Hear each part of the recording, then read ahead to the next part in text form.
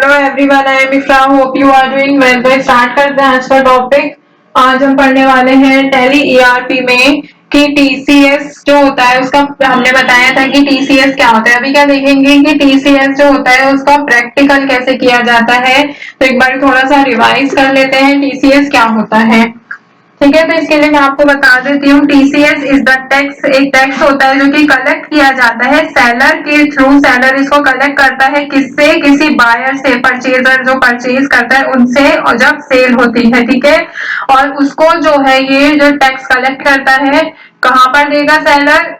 किसी tax authorities को जो है ये डिपॉजिट कर दिया जाता है। तो जैसे कि आपको पता है टीसीएस क्या होता है? प्रीपेड या फिर बोल सकते हैं एडवांस टैक्स होता है जो कि कलेक्ट किया जाता है सेलर के थ्रू बाय बायर, ठीक है, फ्रॉम द बायर। तो कुछ स्पेसिफिक पर्सन होते हैं या फिर बोल सकते हैं कुछ स्पेसिफिक ऑर्गेनाइजेशंस होती है जो कि क्लासिफाई की गई है कि यही सेलर होती है और यही जो है कलेक्ट कर सकती है टैक्स एट द सोर्स, ठीक है। इनके अलावा जो है सेलर कलेक्ट नहीं कर सकते टीसीएस, क्योंकि टीसीएस जो होता है वो हर चीज पर चार्ज नहीं होता। कुछ स्पेसिफिक ऐसे आइटम्स रहते हैं, ठीक है। टिम्बर वुड हो गए, लिकर हो गया, लिकर के बाद टोबैको हो गया, इस टाइप स्क्रैप हो गया, इन सब पे, ठीक है। तो सेंट्रल गवर्नमेंट बायर हो सकता है, सेलर हो सकता है, स्टेट गवर्नमेंट, कोई local authority, statutory corporation, partnership firm, cooperative society, कोई कंपनी जो रजिस्टर्ड होती है कंपनीज एक्ट में। तो मतलब ओवरऑल क्या है कि हर कोई टीसीएस कट नहीं कर सकता, कोई स्पेसिफिक या फिर बोल सकते हैं कुछ पर्टिकुलर फर्म्स होती है उनको ही ये जो है राइट दिया जाता है। तो आज क्या देखेंगे कि इनको अगर हमें टीसीएस की एंट्री करनी होगी टैली में तो उसका क्या प्रोसेस रहता है। तो स्टार्ट करते हैं। सबसे पहले हमें क्या करना होगा? टीसीएस को एप्लीकेबल करना होगा। मैंने यहाँ पे कंपनी भी यही ओपन कर रखी है टीसीएस प्रैक्टिकल के नेम से। तो टीसीएस इनेबल करने के लिए क्या करेंगे? F11 statutory and taxation, company select, इसके लिए हमें टीसीएस पे वर्क करना है, एंटर। और enable tax collected at source, इसको यस ही रखना है। और नीचे क्या ऑप्शन है? सेट ऑल्टर टीसीएस डिटेल, इसको भी यस रखेंगे। अब यहाँ पे क्या करना है आपको? 10 रजिस्ट्रेशन नंबर, यहाँ पे कोई रजिस्ट्रेशन नंबर आपको फिल करना है जो भी होगा। अभी मैं फॉर एग्जांपल ऐसे रैंडम डाल देती हूँ, T20394857। Tax deduction and collection account number, मतलब कि 10 नंबर डालना है। तो ATY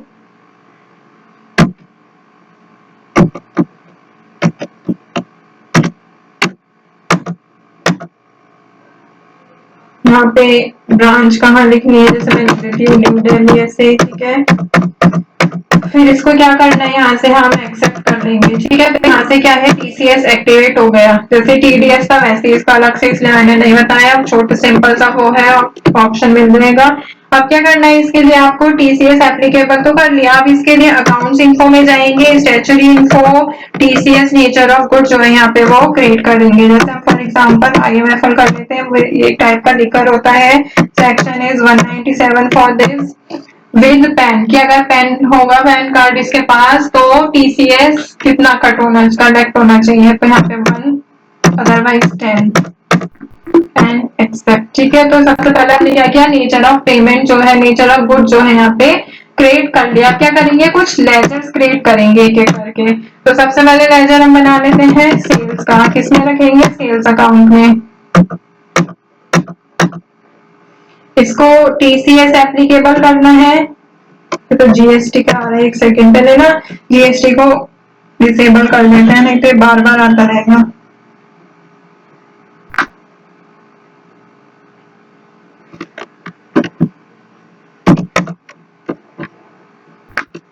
ठीक है, यहाँ तक जो है जीएसटी चला गया। अब क्या करना है? इसको एप्लीकेबल रखना है। किसके लिए रखना है? आईएमएफएल के लिए। और यहाँ से क्या करेंगे? सेल्स का लेजर क्रिएट हो गया, सिंपल सा है, ठीक है। परचेज कौन से ग्रुप में रखेंगे? परचेज अकाउंट में ही, और कंट्रोल ए से कर लिया सेव। अब क्या रखेंगे इसमें? अगर बैंक से करना है तो बैंक का हम यहाँ पे बना सकते हैं। कौन से ग्रुप में आएगा? बैंक अकाउंट में ही आएगा। यहाँ से क्या करना है? अकाउंट नंबर लिख देंगे, आईएफएससी कोड, ये सारी चीजें, और इसको भी क्या कर लेंगे? यहाँ से सेव कर लेंगे। 3 लेजर क्रिएट कर लिए। थर्ड इज डेटर का लेजर। तो यहाँ पे डेटर के लिए क्या करेंगे, जैसे फॉर एग्जाम्पल रमन डेटर, अब इनके लिए भी क्या करना है, टीसीएस एप्लीकेबल रखना है, और ये क्या है, इंडिविजुअल रेजिडेंट है, ठीक है, इनको एक मान लेते हैं। अब यहाँ पे क्या करना है, जब हम डेटर का लेजर क्रिएट कर रहे हैं तो पैन नंबर डालना होगा, तो मैं फॉर एग्जाम्पल यहाँ पे डाल देती हूँ पैन नंबर, ठीक है। आप इसको भी क्या कर लिया, एक्सेप्ट कर लिया। अब एक और, जब हम टीसीएस की एंट्री कर रहे हैं तो हमें टीसीएस भी यहाँ पे क्रिएट करना होगा, तो टीसीएस यहाँ पे कलेक्ट करते हैं, कौन से ग्रुप में आएगा, टीसीएस ड्यूटीज एंड टैक्सेस में आएगा।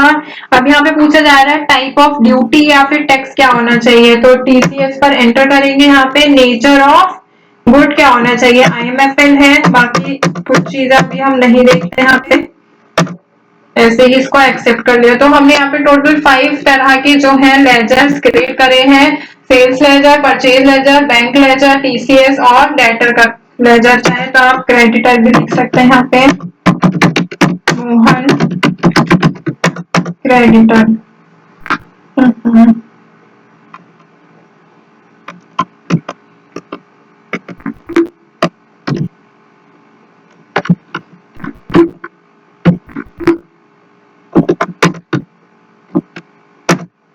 इसको किसमें रखेंगे हम, क्रेडिटर के ग्रुप में, ठीक है।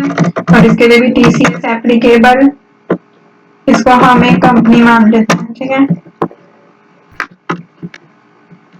तो यहाँ पे हमने लेजर्स क्रिएट किए। अब क्या करेंगे, अकाउंटिंग वाउचर्स में आएंगे, परचेज वाउचर ओपन करेंगे F9 से, यहाँ पे लिखेंगे डेट आ गई, पार्टी में क्या लिखेंगे, अभी क्रेडिटर लिख लेंगे, ठीक है। तो यहाँ पे हम क्या परचेज कर रहे हैं, क्रेडिटर से आईएमएफएल, बट हमने स्टॉक आइटम क्रिएट किया नहीं है, और सी आईएमएफएल एप्लीकेबल रखना है इनके लिए, और यहाँ से आ जाएगा ये, ठीक है। अब यहाँ पे क्या है, गोडाउन पे हमने सिलेक्ट नहीं किया, तो मेन गोडाउन पे रखेंगे, मेन लोकेशन पे, और यहाँ पे मान लेते हैं 60,000 का जो है एमएफएल हम परचेज कर रहे हैं। अब परचेज की एंट्री हो गई नॉर्मल जैसे होती है, कुछ चेंजेस नहीं थे। अब क्या करना है, ऐसे ही हमें सेल की एंट्री करनी है, तो F8 बेटर सेल्स लेजर। अब यहाँ पे देखिए हमारे पास स्टॉक आइटम जो है आईएमएफएल है, जो हमने क्रिएट किया था, तो आईएमएफएल पर एंटर करेंगे कि कितने का हम सेल कर रहे हैं, मान लेते हैं हम 1 लाख के जो है यहाँ पे सेल कर रहे हैं।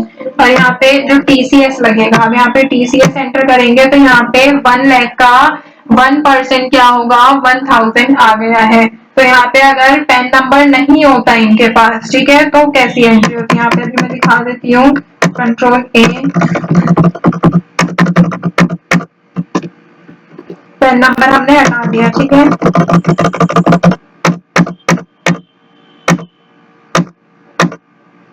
अब टीसीएस का अमाउंट जो है वो चेंज हो गया, क्योंकि पैन नंबर नहीं होगा तो 1% टीसीएस कट होगा, और पैन नंबर होगा तो 10%। तो यहाँ पे हम दोबारा से क्या करेंगे, पैन नंबर लगाएंगे, तो यहाँ पे लिख देंगे दोबारा से सिर्फ 1000 ही आएगा, ठीक है।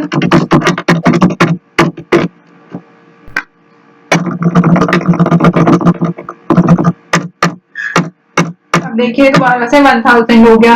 तो ये मैंने आपको फर्क भी बता दिया है दोनों में, कि विदाउट पेन कितना टीसीएस कट हो रहा है 10% के अकॉर्डिंग, और विद पेन कितना टीसीएस कट हो रहा है। यहाँ पे राहुल का पेन अगर नहीं है तो भी, ठीक है, तो पेन है, पेन नहीं है तब भी, तो दोनों तरह से दिखा दिया है। और कंट्रोल ए, अगर आपको एक रिपोर्ट देखनी होगी तो यहाँ से क्या करेंगे, डिस्प्ले पे जाएंगे, डिस्प्ले पे जाने के बाद यहाँ पर आपको दिख रहा है स्टैट्यूटरी रिपोर्ट, टीसीएस रिपोर्ट, आप इसके अकॉर्डिंग जो है यहाँ पे टीसीएस पूरा ओवरऑल देख सकते हैं कि कितना टैक्स जो है कलेक्ट हुआ है, 1000 रुपीज।